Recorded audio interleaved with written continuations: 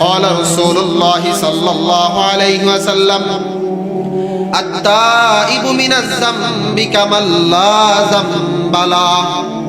নবীজি সাল্লাল্লাহু আলাইহি ওয়াসাল্লাম বলেন, তওবাকারী এমন যে ব্যক্তি আল্লাহর কাছে তওবা করে, যে নিজের গুনাহের উপর অনুতপ্ত হইয়া রব্বুল আলামিনের কাছে শেষ রাতে উঠে চোখের পানি ছেড়ে কান্না করে, রব্বুল আলামিন ওই বান্দার ব্যাপারে রাসূলুল্লাহ সাল্লাল্লাহু আলাইহি ওয়াসাল্লাম বলেন, তওবাকারী ব্যক্তিটা এমন যেন মনে হয় কামাল লা যামবা লা, যে তার যেন কোনো গুনাহ ছিল না। বলেন সুবহানাল্লাহ।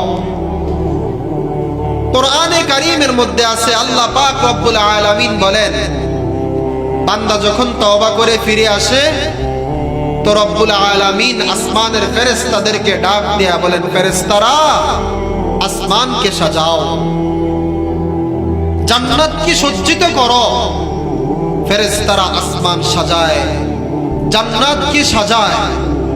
সাজানো হলে ফেরেশতারা আল্লাহ পাকের কাছে বলে, মাওলা কেন সাজাইলেন এই আসমান, কেন সাজাইলেন এই জান্নাত? রব্বুল আলামিন তখন ফেরেশতাদেরকে ডাক দিয়া বলে, আসলাহাল আব্দু মাওলাহু, আমার একজন হারিয়ে যাওয়া বান্দা আমার কাছে আসছে, আমার একজন হারিয়ে যাওয়া বান্দা আমার কাছে ফিরে আসছে রে, যে 365 দিনে একদিন ফজরের নামাজ পড়ে নাই, যে 70 বছর বয়স এখনো বিড়ি সিগারেট খায়, এখনো চা দোকানে আড্ডা দেয়, এখনো নর্তকীর নাচ দেখে, আমার এই বান্দা না আজকে আমার কাছে ফিরে আসছে, এজন্য আমি আসমান সাজাইলাম, এজন্য আমি জান্নাত সাজাইলাম। বলেন সুবহানাল্লাহ। তাহলে তওবাকারী ব্যক্তি কেমন? আল্লাহর কাছে ফিরে গেলে, গুনাহ ছাইরা দিলে আল্লাহ পাকে তওবাকারীর জন্য আসমান সাজায়, আল্লাহ পাকে তওবাকারীর জন্য জান্নাত সাজায়। কি বলেন? তাহলে আমরা গুনাহ করছি তো অভাব নাই। কি বলেন? গুনাহ ছাড়া কেউ আছে এখানে? আমিও তো গুনাহ ছাড়া ব্যক্তি না, আমারও তো অনেক গুনাহ। এখানে সবচাইতে বেশি নাফরমান তো আমি, সবচাইতে বেশি নালায়েক নাখান্দা গুনাহগার তো আমি। তো আমি আল্লাহর কাছে তওবা করি, আপনারাও তওবা করবেন ইনশাআল্লাহ। আল্লাহ আমাদেরকে মাফ করে দেন। বলেন আমিন। আল্লাহ আমাদেরকে মাফ করে দেন। তওবা কিভাবে করব? চা ছিলেন আপনারা? চা, চা কি এটা বললে হয়? চা বানাইতে কয় জিনিস লাগে? একবারে স্বাভাবিক নরমাল চা হইলেও 3টা জিনিস লাগে। কয়টা জিনিস ভাই? 3টা জিনিস, পানি, চা পাতা আর চিনি। এই 3টা জিনিস লাগবে না?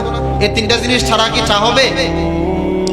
তো রব্বুল আলামিন বলেন, তওবা এটা শুধু তওবা মানে তওবা করা, তোবা তোবা এটা মনে কাছে না, একটা গুনাহের কাজ দেখে তোবা তোবা তোবা, এটা কি হয়েছে? মানুষের এরকম করে না, এটার নাম তওবা না। তওবা হচ্ছে 3 জিনিসের নাম, কোথাও কোথাও আসছে 4 জিনিসের নাম। মনে রাখবেন, 1 নাম্বার তওবা, যেই গুনাহের জন্য আপনি তওবা করবেন সাথে সাথে গুনাহটা ছেড়ে দেওয়া। সাথে সাথে কি করা ভাই? গুনাহটা ছেড়ে দেওয়া। আমি নামাজ পড়ি নাই, আল্লাহর কাছে তওবা করতেছি, এখন আমি এই নামাজ পড়ব। আগে যে পড়ি না, এখন থেকে সিদ্ধান্ত আমি এটা পড়ব। টিভি দেখছি, এখন আমি টিভি দেখা বন্ধ, আর দেখবো না, তওবা করব তো আমি এখন। 2 নাম্বার, এই যে গুনাহটা করলাম, গুনাহের উপরে লজ্জিত হওয়া। কি হওয়া? লজ্জিত হওয়া।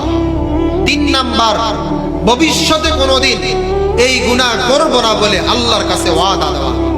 4 নাম্বার, যদি গুনাহটা অন্যের হক নষ্ট করা হয় তাইলে তার হকটাকে কি করা? ফিরিয়ে দেওয়া।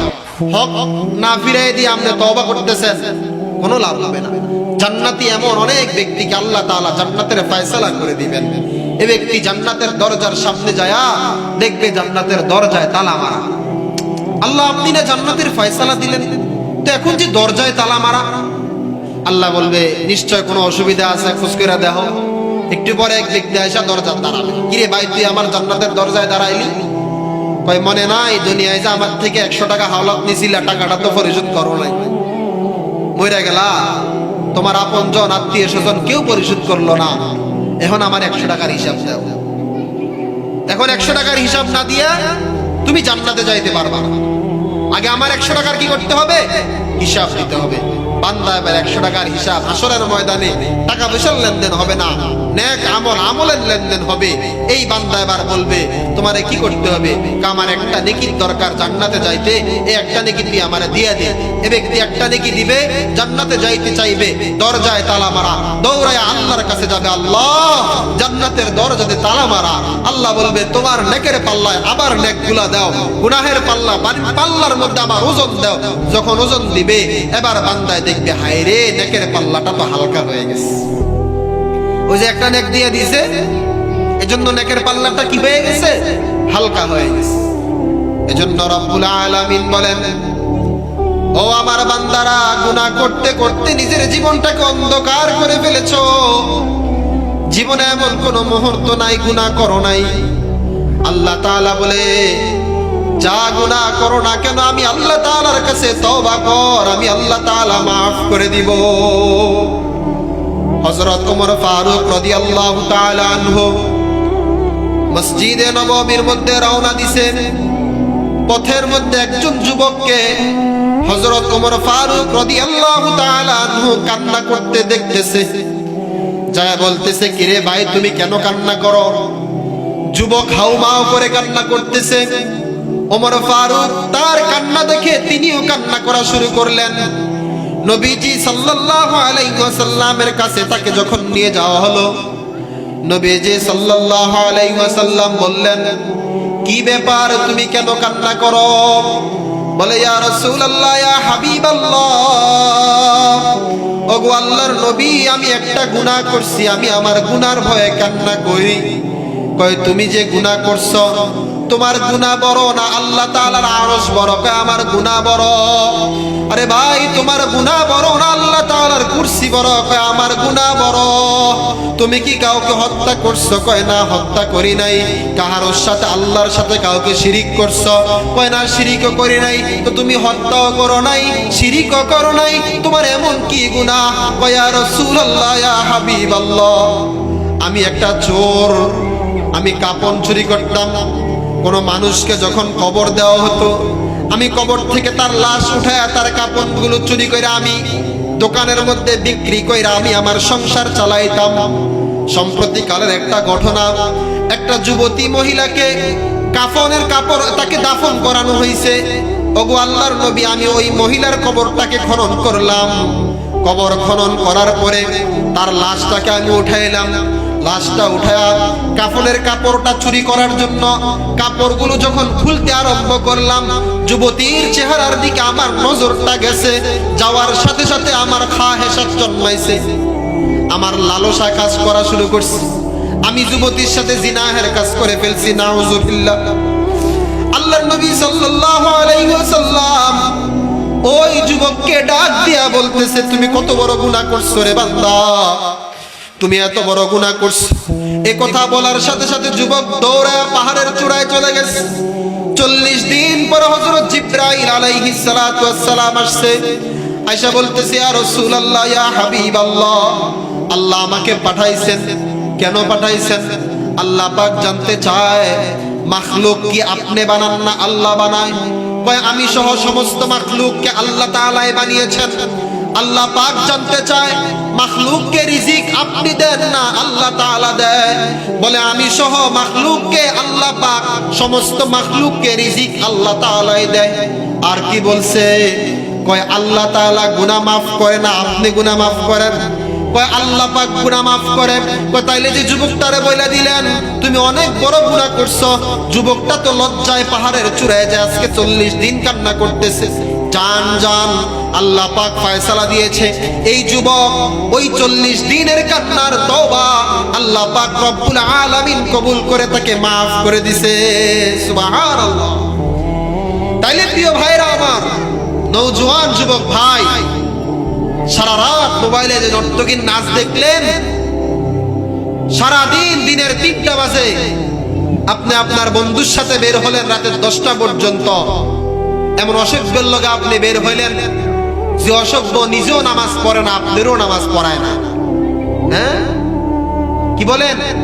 আমাদের যুব সমাজ আজকে কোথায় চলে গেল? আমিও তো একজন যুবক মানুষ, আমি তো এমন ব্যক্তির লগে চলি না যাতে বিড়ি খায়। আমি তো প্যান্ট শার্ট পরি না, লোকেদের সাথে আমি চলি না, খুব খুব কম। টিভিওয়ালা চা দোকানে বসি না, বিড়ি খান্দার লোক আড্ডা দেই না। তা আমিও তো যুবক, মানে আমারও তো মন চায়। কি বলেন, গুনাহ কি আমাদের করতে মন চায় না নাকি? আমি হুজুর দেখে আমার কোনো গুনাহের খায়েশাত নাই, আছে না? তাহলে আজকে আমাদের যুবক ভাইয়েরা গুনাহের প্রতি কি পরিমাণ আকৃষ্ট, কি পরিমাণ আকৃষ্ট বলেন। দিনের 3টায় সে তার বন্ধুর সাথে বের হয়েছে, রাতের 10টা পর্যন্ত 3 ওয়াক্ত নামাজ, আসর, মাগরিব, এশা। একবার এই অসভ্য বন্ধু বলল না, কিরে দোস্ত নামাজ পড়বি না? কিরে নামাজ পড়বি না তুই? আজকে আসর গেল, যোহর মাগরিব গেল, এশা গেল, রাস্তার পাশে মোবাইল একটা নিয়ে যে বসলাম, আর এই মোবাইল আর এই নর্তকীর নাচ দেখা শুরু করলাম। আমার নামাজ কই? মুরব্বীরা চা দোকানে বসে চা দোকানওয়ালার লগে একটা চুক্তি করছে, চা দোকানওয়ালার সাথে একটা চুক্তি করছে, আমি 3টা চা খামু, 3 ঘন্টা চা দোকানে বসবো। কি বলেন? আর তুই রেসকিন খেলা লাগাবি, নর্তকীর নাচ লাগাবি টিভির মধ্যে, আমি এগুলা দেখবি। হায় হায়, 60 বছর 70 বছরের একজন ব্যক্তি কেমনে বিড়ি খায়, কেমনে চা দোকানে বসে আড্ডা দেয় বলেন? কেমনে চা দোকানে বসে আড্ডা দেয়? 60 বছরের একজন মানুষ, তার হায়া কই, লজ্জা কই আপনি বলেন?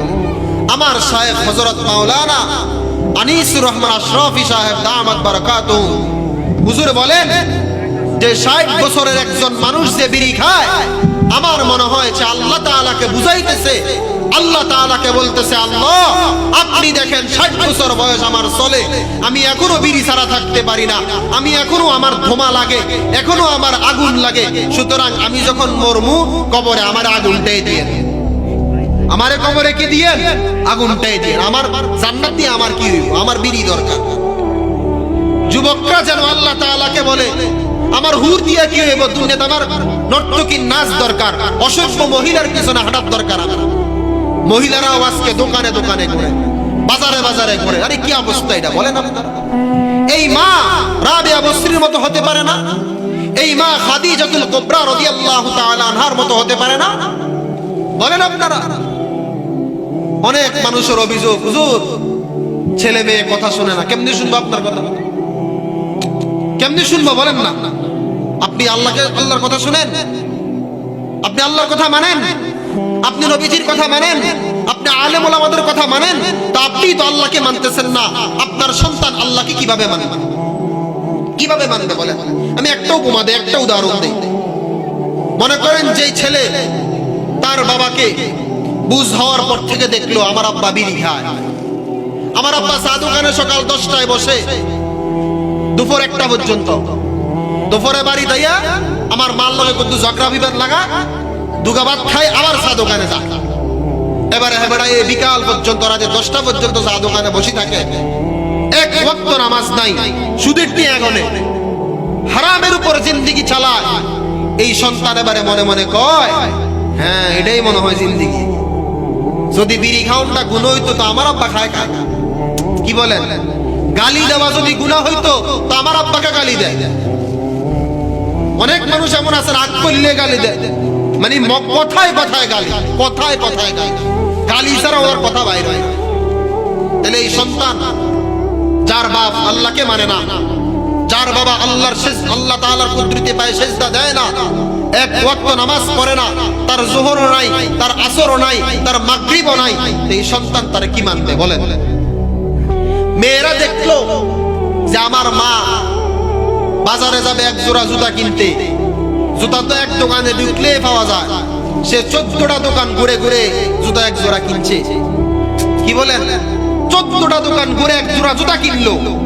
3 পিস কিনবে, একটা দোকানদারের সাথে কথা বলছে 100 আর, ভ্যানওয়ালার সাথে কথা, রিক্সাওয়ালার সাথে কথা, সিএনজি ড্রাইভারের সাথে কথা, যাবে বাজারে, যাবে কোথায়? বাজারে। বোরকা পরিধান করে ফেলবে, যা আছে ভিতরে থাক না।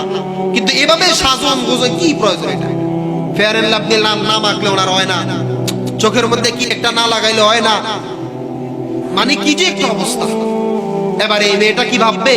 আমার মা এত অবস্থায় চলে, আমার মা এত পর্দা করে না, আমার মা এত ভিন নারীর সাথে কথা বলে, আমার বাবা বিদেশ, আর আমার মা এদিক দিয়ে আরেক পোলার সাথে আরেক বেটার সাথে কথা বলে। কথা বলে কি বলে না? হায় রে প্রবাসীদের কষ্ট। আমার শাইখে বিষয়টা অত্যন্ত কষ্ট নিয়ে চোখের পানি ছেড়ে দেয়। একজন প্রবাসী 12 ঘন্টা 14 ঘন্টা ডিউটি করার পর বুকটা মাটিতে লাগা যায়। আরো ওভার টাইম যদি করে 18 ঘন্টা 20 ঘন্টা ডিউটি করে, তো 4 ঘন্টা সময় সে পায়। এবার এই 4 ঘন্টাতে খাবে কি আর ঘুমাবে কি? খাবে কি আর ঘুমাবে কি? এত কষ্টের টাকা, এত পরিশ্রমের টাকা এই প্রবাসী ভাই কষ্ট করে বাড়িতে পাঠান। এই টাকা সন্তানরা মোবাইলের 2 হাতে এই টাকা দিয়া নর্তকীর নাচ দেখে মোবাইলের মধ্যে এই টাকা উড়িয়ে ফেলতেছে। বিবির অ্যাকাউন্টে টাকা পাঠা, বিবি কয়দিন পরে টাকা নিয়ে পাইগা যা। আছে না এমন ঘটনা? আল্লাহ আমাদেরকে মাফ করেন, বলেন আমিন। ওই দিন লাকসামে, আমাদের লাকসাম থানায় একজন বাবা, বয়স্ক মানুষ, একজন বয়স্ক মানুষ, কম করলেও হলো 60 বছর বয়স হবে, কম করে হলেও। আপনার সিমেন্টের গাড়ি আসছে। এই সিমেন্টের গাড়িটা, সিমেন্টটা গাড়ির থেকে নামায়া দোকান পর্যন্ত এনে যদি প্রত্যেকটা সিমেন্টের বস্তা 10 টাকা করে দেয়, 50টা বস্তা যদি এই বাবা দোকানে নেয়, কয় টাকা পাবে? 500 টাকা। কি বলেন? 500 টাকা পাবে। এই বাবা যতবার সিমেন্টের বস্তা কাঁধে নেয়, কতবার তাকে এভাবে দিতে হয়। এই পরিশ্রমের টাকা, শরীর দিয়া ঘাম পড়ে, কিছুক্ষণ পর পর নিজের গামছা দিয়া ঘামগুলো মুছে, এত কষ্ট করে বাবা 50টা বস্তা দোকানে দিলে 500 টাকা পাবে। এই 500 টাকার জন্য তারা 50 বার মাজাটাকে বাঁকা করতে হয়েছে। এই বাবার পরিশ্রমের টাকা, 500 টাকা থেকে বাবা সন্তানদের 200 টাকা দেয়। এই 200 টাকা সন্তান মোবাইলে এমবি ঢুকায়া সারা রাত নর্তকীর নাচ দেখে, ভিন নারীর ছবি দেখে, ভিন নারীর সাথে অবৈধ সম্পর্ক করে কথা বলে এই টাকা ধ্বংস করে দিতেছে। এই টাকা ধ্বংস করে দিতেছে। না, যার বাবা নাই সে বুঝে বাবা না থাকার যে কি কষ্ট। যার বাবা নাই সে বুঝে বাবা না থাকা কি জ্বালা। আজকে 4 বছর হয় আমার বাবা দুনিয়ায় নাই। 4 বছর। আমি তো এখন প্রতিটা কদমে বুঝতেছি আমার বাবা যদি থাকতো, যদি আমার আব্বা থাকতো, আজকে আমার বাবা নাই। আমার সাথে আসছে আমার জ্যাঠাতো ভাই হাবেশ সাহেব, ওরও আব্বা নাই, আজকে 6-7 বছর হয়। এজন্য যুবক ভাইয়ের আপনাদেরকে আমি বলি, বাবা আছে তো কদর করেন, চলে গেলে বুঝবেন। আমার শায়েখ বলেন, তোমার বাবার চোখ বন্ধ হলেই না বুঝবা দুনিয়া কাকে বলে। তোমার বাবার উপার্জন বন্ধ হলেই না বুঝবা দুনিয়া কাকে বলে। তোমার বাবার যখন লাশ খাটিয়ায় উঠে যাবে, তখন চোখের পানি ছেড়ে কান্না করবা, তখন না বুঝবা দুনিয়া কাকে বলে। হ্যাঁ, তখন না বুঝবা দুনিয়া কাকে বলে। মাদ্রাসায় অনেক সন্তানরা এমন আছে না যার মা নাই, বাবা নাই। আমার ছোট ভাই মোহাম্মদ মাহবুবুর রহমান, তার বয়স চলে 10 বছর। সে 3য় শ্রেণীতে পড়ে। একদিন হুজুররা সব ছাত্রদেরকে ডাইকা বলছে যে কার কার বাবা নাই হাত উঠাও। তো একজন ছাত্র হাত উঠায় না, কারণ সবার কি আছে? বাবা আছে। আমার এই ভাইটা সেও হাত উঠায় না, আমার আপন ছোট ভাই। যখন হাত উঠায় নাই, সাথের ছাত্র ভাইরা বলতেছে হুজুর ওর তো আব্বা নাই, ওদের হাত উঠায় নাই। বাড়িতে এসে আমার আম্মারে বলছে, যখন আমার আম্মা চোখের পানি ছেড়ে দিচ্ছে। আমার হুজুর বলছিল কার কার বাবা নাই হাত উঠাও, তো দেখলাম যে কেউ উঠায় না, তা আমি উঠাই নাই। পর হুজুর আমার কাছে নিয়ে জড়ায় ধরছে। তাহলে প্রিয় ভাইয়েরা, আপনাদেরকে বলি, মূল কথাটা যেটা, আমরা গুনাহ করতেছি দুইটা কারণে। কয়টা কারণে? এক নাম্বার হলো নিজের পেটের জন্য। দুপুর বেলা যদি ঘরে খাবার না থাকে, হয় চুরি করে টাকা আনি, কি বলেন, না হয় সুদের উপরে টাকা লই, না হয় কোথাও গিয়ে চান্দাবাজি করি। কোথাও গিয়ে কি করি? চান্দাবাজি করি। কেন? ওই যে দুপুরে খাবার নাই, এই জন্য।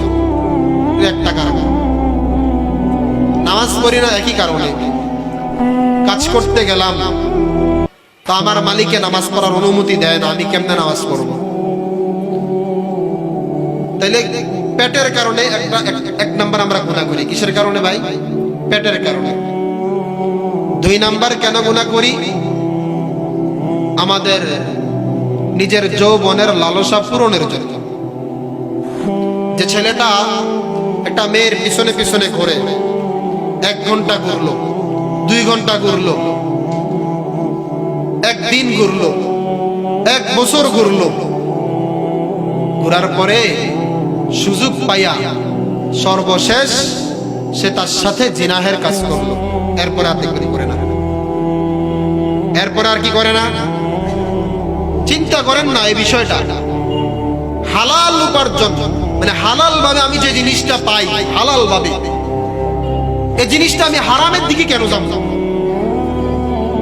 একটা মেয়ের সাথে তো আমি হালাল ভাবে থাকতে পারি, তো আমি হারাম ভাবে কেন যাবো তার দিকে? বলেন।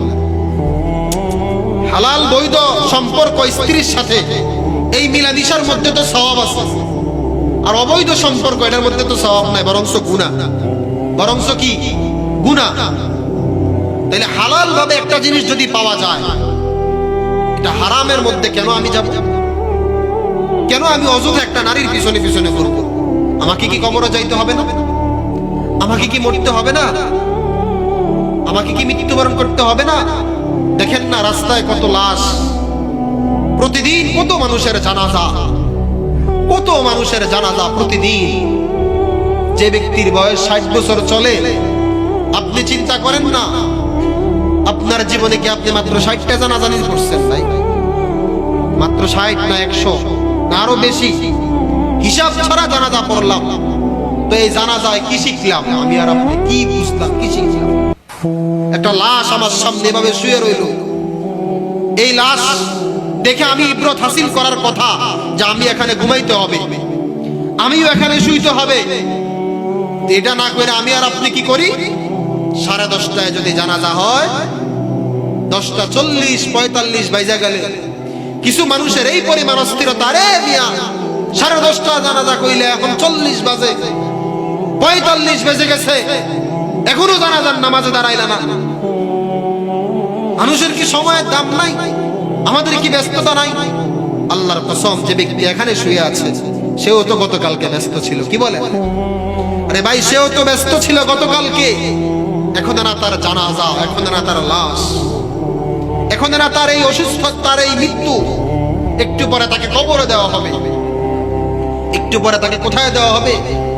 জীবনে কোথাও দেখছেন যে কাহারো মৃত্যুতে একটা সিএনজি রাস্তায় চালা বন্ধ হয়েছে? হয়েছেনি?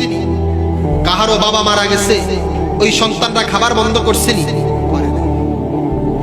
এই জন্য আমার শায়েখ মাওলানা আনিসুর রহমান আশরাফি সাহেব বলেন, তোমার আমার মৃত্যুতে সিএনজি চালাও বন্ধ হবে না, রাস্তার গাড়ি চলাও বন্ধ হবে না, বন্ধু বান্ধবের আড্ডাও বন্ধ হবে না। তুমি আমি শেষ হয়ে গেলাম, আমি মরে গেলাম আর কি। কিন্তু সিএনজি চলাও বন্ধ হয় নাই, গাড়ি চলাও বন্ধ হয় নাই, খাবারও বন্ধ হয় নাই। আপনি যার সাথে চলেন, বন্ধু বান্ধবদের সাথে আড্ডা দেন, একবার তাদেরকে ডাক দিয়া বলেন তো, দোস্ত আমার যদি পাওড়া ভাঙ্গে, তুই আমার এই পাও ভাঙ্গার কষ্টে এক বেলা খানা বন্ধ করবি। আমি যদি মইরা যাই, দুপুর বেলা দুপুরে খানাটা অন্তত তুই বন্ধ রাখিস, রাতের খানাটা বন্ধ রাখিস। আমার কষ্টে, আমার মৃত্যুর শোক সহ্য করতে না পেরে ওই বন্ধু বলবে, এগুলো বুঝি কথা? তুই বললে মরছত, আমি তোর এই মরার কারণে আমি আমার খানা বন্ধ করে দুনিয়া তার কোনো কিছু পাইছিস না। এজন্য প্রিয় ভাইরা আমার, মৃত্যুকে বেশি বেশি স্মরণ করেন। নবীজি সাল্লাল্লাহু আলাইহি ওয়াসাল্লাম বলেন, কাফা বিল মাউতি ওয়াইজা, মৃত্যুর কথা বেশি বেশি স্মরণ করো, মৃত্যুর কথা বেশি বেশি স্মরণ করো। নবীজি বলেন, কাফা বিল মাউতি ওয়াইজা, ওয়াজ নসিহত জীবনে বহুত শুনছেন, কিন্তু একজন ব্যক্তির জন্য সবচাইতে গুরুত্বপূর্ণ ওয়াজ হলো মৃত্যুর ওয়াজ। মৃত্যুর ওয়াজ কোরআনে কারীমের মধ্যে আছে, আল্লাযী খালাকাল মাউত ওয়াল হায়াতা লিয়াবলুয়াকুম আইয়ুকুম আহসানু আমালা। রব্বুল আলামিন বলেন, আমি আল্লাহ পাক রব্বুল আলামিন সর্বপ্রথম মৃত্যুটাকে সৃষ্টি করলাম। আমি আল্লাহ পাক রব্বুল আলামিন আগে হায়াত, আগে একজন মানুষের জীবন, এ কথা বলে নাই। কেন বলে নাই? রব্বুল আলামিন বলেন, আমি আল্লাহ পাক রব্বুল আলামিন সর্বপ্রথম তোমার মৃত্যুটাকে সৃষ্টি করলাম। একবার চিন্তা করেন তো, আমার আপনার যদি মৃত্যু হয়ে যায়, আমার আপনার চোখ বন্ধ হয়ে গেল, একটু ভাবেন তো, মুরাকাবায় চলে যান। আমি আর আপনি মৃত্যু বরণ করে ফেলেছি, আমার পাশে আমার স্ত্রী ঘুমানো, আরেক পাশে আমার একটা সন্তান ঘুমানো। এই অবস্থায় আমি মরে গেলাম। সকালবেলা যখন সন্তান ঘুম থেকে উঠছে, স্ত্রীও ঘুম থেকে উঠছে, উইঠা আমার হাত দিয়ে ধরে দেখতেছে আমার হাতটা বরফের মতো ঠান্ডা হয়ে গেছে। স্ত্রী একটা চিৎকার দিয়ে কান্না করবে আর বলবে, আমার স্বামী আর দুনিয়াতে বেঁচে নাই। সন্তানরা আমাকে ধরে বলবে, হায় রে, আমার আব্বা তো দুনিয়া থেকে বিদায় নিয়ে চলে গেছে, আমার আব্বা লাশ হয়ে গেছে, আমি কাকে আব্বা বলে ডাকবো? একবার ভাবেন, একবার চিন্তা করেন ভাই, আমি কেমনে বললে আপনাদের কি বুঝাইতে পারি বলে? আমি মূলত এটাই বলতে চাইতেছি, গুনাহ ছেড়ে দেন, গুনাহ ছেড়ে দেন, গুনাহ ছেড়ে দেন। মরতে হবে আমাকে, আমাকে কবরে যাইতে হবে। প্রত্যেকটা গুনাহ আগুন। বলেন, প্রতিটা গুনাহ কি আগুন? কেউ খাইতে পারেন? আগুন খাওয়া সম্ভব? প্রতিটা গুনাহ আগুন, এক একটা গুনাহ এক একটা আগুন। নবীজি সাল্লাল্লাহু আলাইহি ওয়াসাল্লাম বলেন, গুনাহ মানুষের, প্রত্যেকটা গুনাহ মানুষের 5টা ক্ষতি করে। তার মধ্যে আমি একটা কথা বলবো, একটা ক্ষতি নিয়ে আলোচনা করব। শুধু একটা ক্ষতি হচ্ছে, এই গুনাহ তার শরীরকে দুর্বল বানায় দেয়। গুনাহ মানুষের শরীরকে কি করে? দুর্বল বানায় দেয়। দেখবেন একটা যুবক ভাই গুনাহ করতে করতে তার অবস্থা এমন হয়েছে, এখন সে যদি ফ্যান এডারে আপনার দড়ি দিয়েও বাঁধে, এই ফ্যান আর কোমরে থাকে না। কিরে ভাই, তোর ফ্যান যে পড়া যায়, ওই যে মাজা ক্ষয় করে ফেলছে। নর্তকীর নাচ দেখতে দেখতে, গুনাহের সরঞ্জাম দেখতে দেখতে, টিভি দেখতে দেখতে চুলগুলো রাখছে যুবকরা কিসের মতো বলেন? এটা কোন ধরনের সুন্নত? নবীজি সাল্লাল্লাহু আলাইহি ওয়াসাল্লাম হাতের নখ কাটার একটা সুন্নত আছে। কিভাবে নখগুলো কাটতে হবে, চুল কিভাবে কাটতে হবে, দাড়ি কিভাবে রাখতে হবে, মুছ কিভাবে কাটতে হবে, প্রত্যেকটা সুন্নত আছে না? তো যে যুবক ভাই দাড়ি রাখে না, যে মুরব্বী দাড়ি রাখে না, যে যুবকের চুলগুলো উল্লুকের মতো, তারে জিজ্ঞেস করেন না যে ভাই তোর এই চুলটি কে এই সিস্টেম দিছে? হে কি বলবে? যে সেলুনের নাফিক বলছে আমার এমনি কাটতে। সে এই চুলের উপর 1 মাসও টিকে না। বোঝেন নাই কথাটা? 1 মাসও এই চুল হাতেতেই ভালো লাগে না। কিরে ভাই, গত সপ্তাহ গত মাসে দেখলাম তোর চুল এগুলো ইন্ডিয়া বড়, ইন্ডিয়া ছোট, এখন যে ইন্ডিয়া ছোট ইন্ডিয়া বড়, ভাল লাগে না। আগেরটা কি লাগে না? ভাল লাগে না। ভাল লাগবো কেমনে? নবীজির সুন্নতের বাহিরে কোনো কাজ ভালো লাগবে বলেন?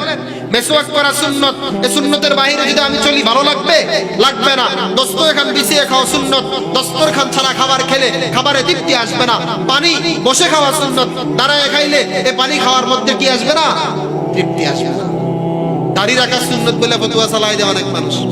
দাড়ি রাখা ফরজ, দাড়ি রাখা ওয়াজিব, দাড়ি রাখতে হবে, ফরজের উপর আমল করতে হবে। সুন্নত বলে আপনি চালাই দিলেন, এই হবে না। সুন্নত বলে চালাই দিলে কি হবে না? আল্লাহ পাক আমাদেরকে গুনাহ মুক্ত জিন্দেগি দান করেন, বলেন আমিন। আল্লাহ পাক আমাদেরকে নবীজির সুন্নতের উপর আমল করে নিজের বাকি জীবন চালানোর তৌফিক দান করেন, বলেন আমিন। সর্বশেষ বর্তমান যে সমাজ, আমাদের যে অবস্থা, আমার আলোচনা কিন্তু শেষ। গুনাহ তওবা, আরেকবার আমি সারাংশটা বলে দিই যে আমি আর আপনি যদি গুনাহ করি, গুনাহ করলাম, ভাবলাম, যাই হোক না কেন, রব্বুল আলামিন বলেন লা তাকনাতু মির রাহমাতিল্লাহ, যে গুনাহ যতই করো আমি আল্লাহ তাআলার রহমত থেকে কি হয় না, নৈরাশ হয় না। আমি আল্লাহ তাআলার রহমতের আশা নিয়ে আমার কাছে দুইটা হাত তুলে দাও, তো আমি আল্লাহ তাআলা তোমাকে কি করব, মাফ করে দেব।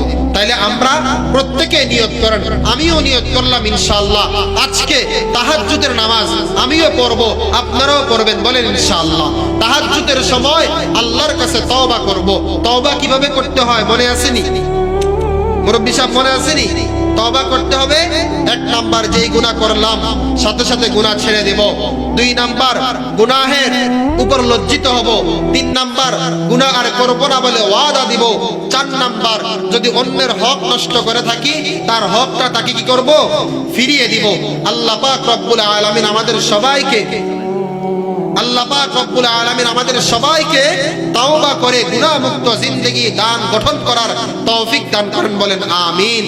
আরেকটা কথা আমি বলি, আমাদের একজন আলেম, টঙ্গীর বড় আলেম, নামটা আমার স্মরণ নাই, গত কিছুদিন আগে সাম্প্রতিক একটা ঘটনা, বাংলাদেশের মধ্যে ইসকনের কিছু লোক আছে না নাই, ইসকন বোঝেননি, হিন্দুদের বড় একটা সম্প্রদায়, তাদেরকে ইসকন বলা হয়, মানে তারা সনাতনী ধর্মের অত্যন্ত গুরুত্বপূর্ণ ব্যক্তি, ওরা ইসকন যাদেরকে বলা হয়।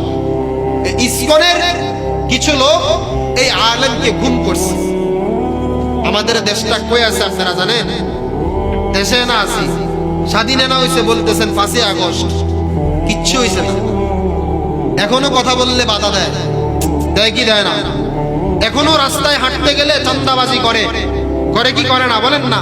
তাহলে এই দেশ, এই সমাজ, এই রাষ্ট্র ইসলাম ক্ষমতায় আসা ছাড়া কখনো এটা সুন্দর একটা রাষ্ট্র হিসাবে আমরা, আফগানিস্তানে দেখেন না, টাকার ভর্তি ব্যাগ যদি হাতে করে নিয়ে যায়, টাকা দেখা যায়, এরপরেও কেউ আপনার ওকে ধরে না, আঘাত করে না। তো দেশ যদি, ক্ষমতা যদি ইসলামিক হুকুমত চালু হয়ে যায়, তাইলে আশা করি এই দেশের মধ্যে শান্তি আসবে ইনশাআল্লাহ। তাহলে যে কথা বলতেছিলাম, বহু জায়গায় আপনার মসজিদের ইমামদেরকে টাকার বিনিময়ে কিনে নেওয়া হচ্ছে, আলেমদেরকে টাকার বিনিময়ে কিনে নেওয়া হচ্ছে। সাধারণ মানুষ যারা কোরআন হাদিস জানে না, বোঝে না, হুজুররা যেমনি বলে এমনিতে আমল করে, তাদেরকে টাকার বিনিময়ে ইসকনের সদস্যরা কিনে নিচ্ছে। খ্রিস্টানরা তাদেরকে খ্রিস্টান হওয়ার জন্য আদেশ করতেছে, টাকা দিচ্ছে, অর্থ দিচ্ছে। আল্লাহ পাক যেন এই ধরনের ষড়যন্ত্র থেকে আমাদেরকে বেঁচে থাকার তৌফিক দান করেন। আল্লাহ পাক যেন আমাদেরকে এই সমস্ত ষড়যন্ত্র থেকে হেফাজত করেন, বলেন আমিন। এজন্য প্রিয় ভাইরা, যুবক নওজোয়ান তোমরা যারা এখানে বসছো, মুরব্বী বাবারা যারা বসছেন, আল্লাহ পাক রব্বুল আলামিন প্রত্যেককে কবুল করেন, প্রত্যেকের জীবনে সমস্ত গুনাহ মাফ করে দেন। আমাকে যে কথাগুলো আমি বললাম, আল্লাহ পাক আমাকে আমল করার তৌফিক দান করেন, এবং দোয়া চাই আমি যেখান থেকে আসছি আল্লাহ পাক যেন সহি সালামতে আমার আবার সেখানে নিয়ে যায়, বলেন আমিন।